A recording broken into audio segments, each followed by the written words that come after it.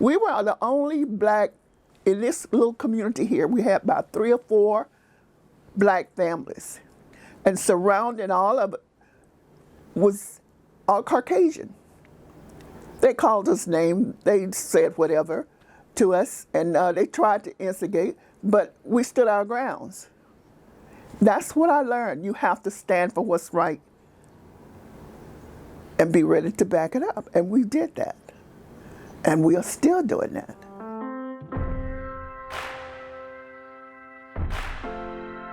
My name is Lavetta Pierce Parker. My parents' name were Ruby Lee Nelson Pierce. And my father's name is Leviticus Pierce. As you can see, quite a difference in names. My mother named him after the 3rd book of the Bible, Leviticus.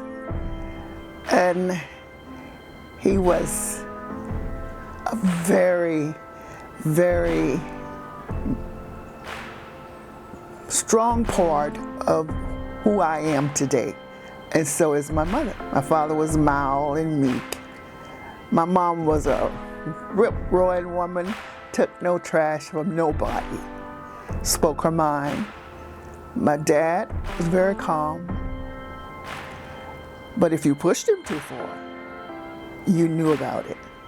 Everything came in sets of 3s. My mother had 3 girls, but from the first marriage. Then I came along. Then she had 3 boys after me. And then she had 3 girls after the 3 boys. So everybody stood out. A family of 10 kids. And we all are different, but we all are alike. We were instilled to look out for one another. At least I was. I've always had that in me, to look out for my brothers and sisters. I'm a quiet person unless you get me to talking about God, then I explode. And I guess that's the key thing. My grandfather was a minister. I had a lot of ministers in my family on my father's side. My grandmother was a missionary, and they lived on the land where I am now.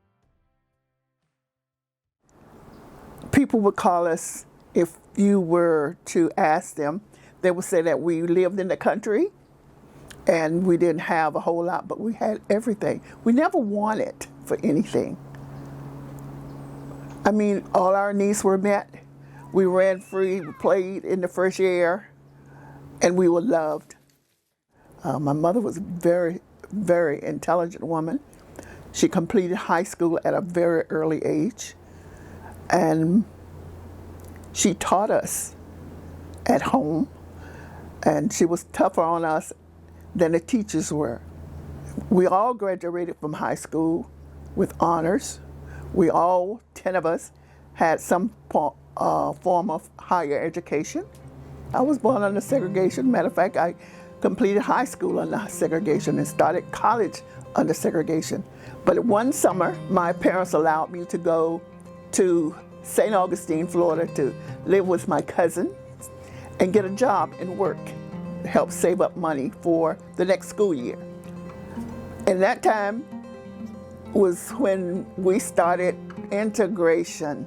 Martin Luther King was in St. Augustine, and we went to the rallies, and I walked in the lines with the people that were marching for integrating the different kind of hotels and restaurants, and we walked the street with the Ku Klux Klan on one side and with the people with their German shepherds, attack dogs on the other side, and I walked in the line, in the back of the line where the men were, and they protected us.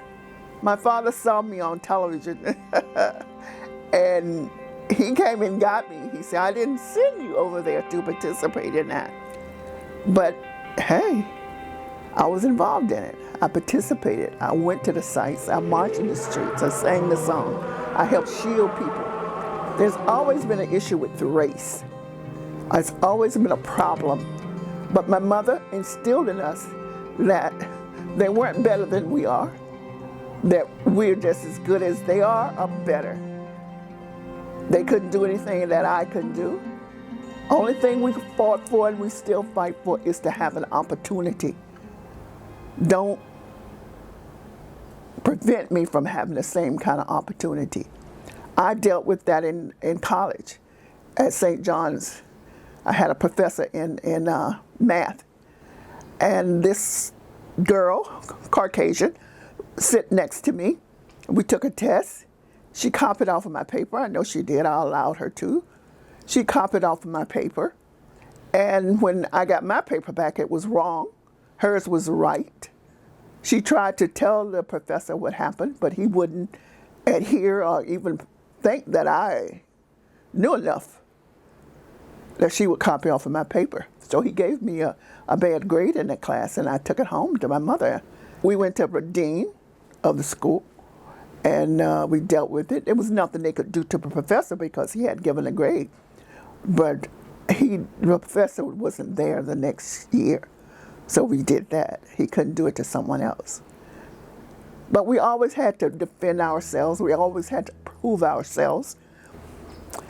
I found that I had to prove myself more because I was black.